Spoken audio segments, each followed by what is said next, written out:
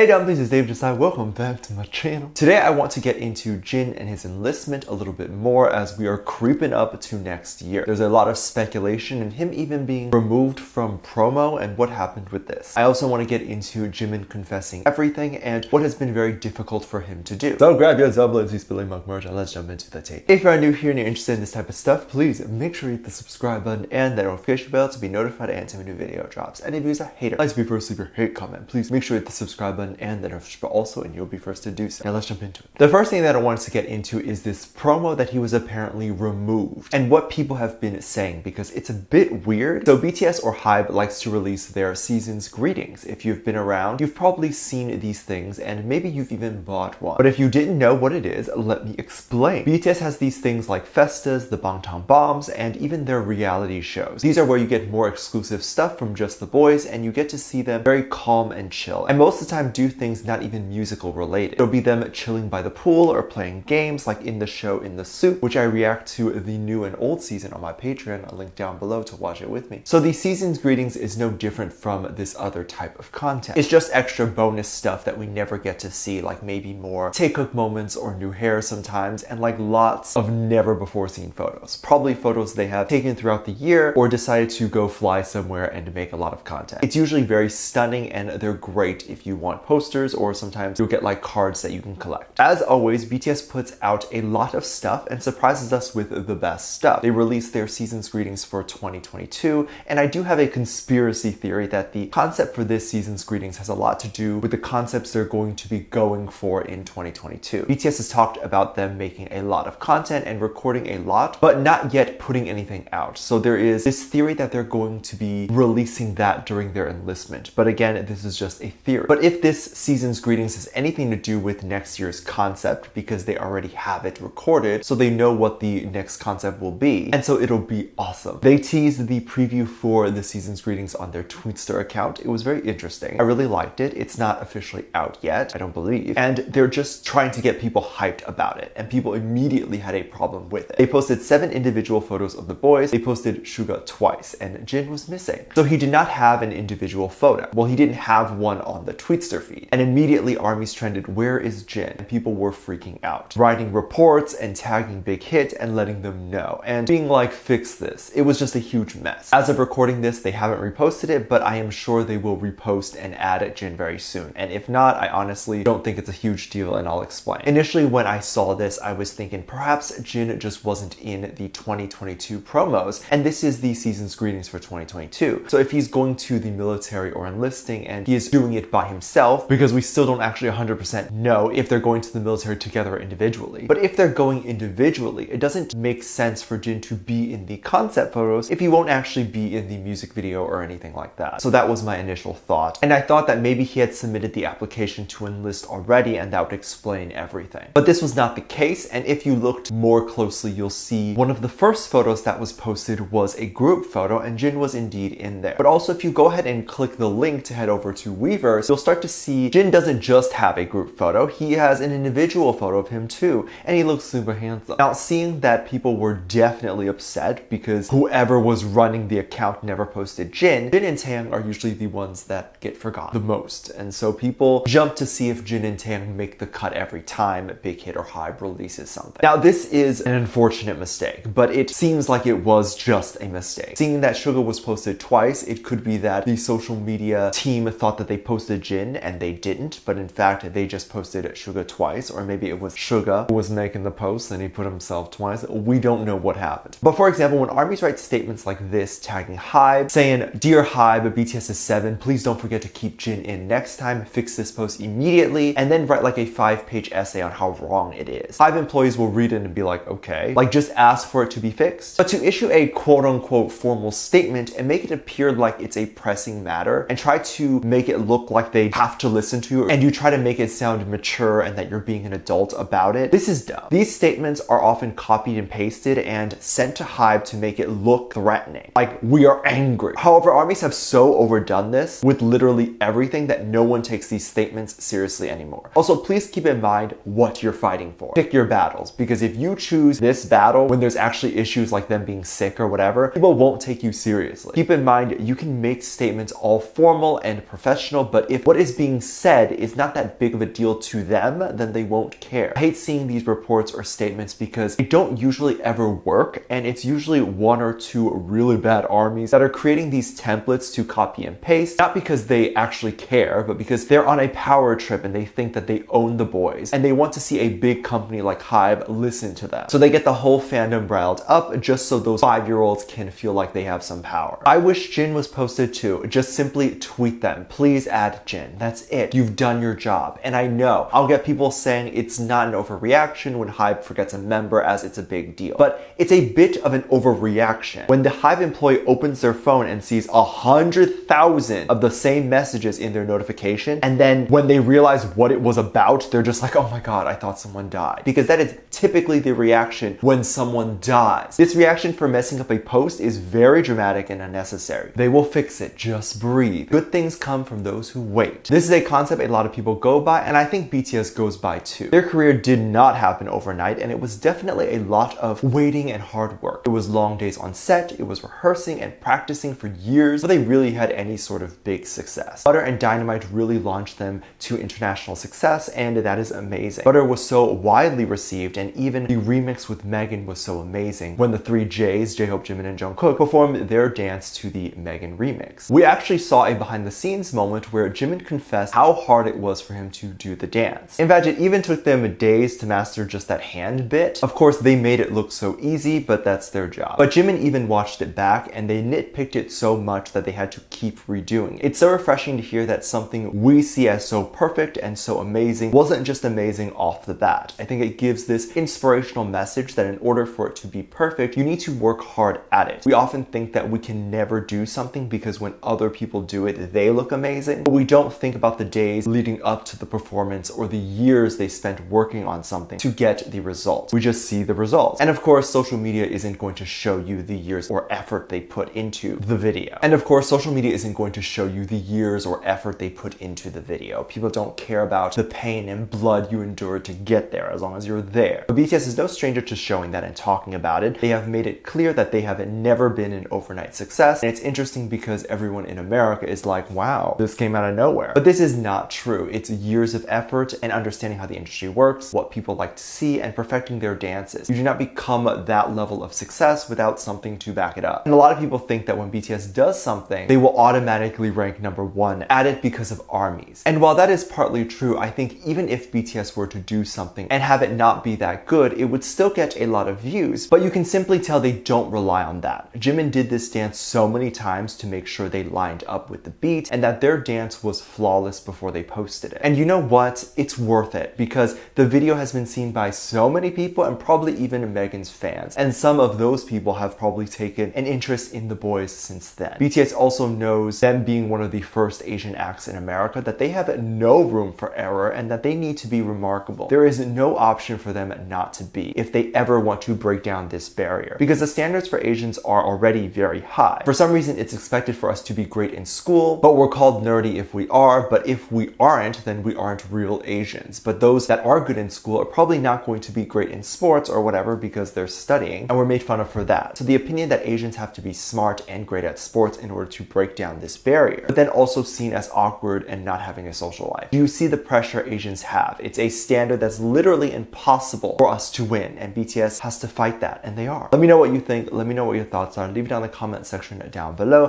Give this video a thumbs up, subscribe if you haven't already, and I'm featuring this comment right here. Thank you so much for your comments. And as always, I do have a Patreon if you want to go over there and check that out. I have a lot of videos over there that I can't really post on here. This is due to copyright or getting taken down, so I do keep it over there on my Patreon. You have videos over there like music video reactions, performance reactions, ship reactions. You can also recommend things you'd like to see over there. Currently, we do have over 400 videos that are already up on there. The moment you sign up, you'll have access to. So if you're interested in being a part of that as well as interacting and having fun over there as well, then link is in the top of the description down below. We do have a video over there that kind of goes over how you can support this channel even more if you would like to do that. That video is on the front page and it's free to watch. With that said, there's 2 videos that will appear up on the screen at the end of this video, so click on one of those. I'll see you over there. Bye.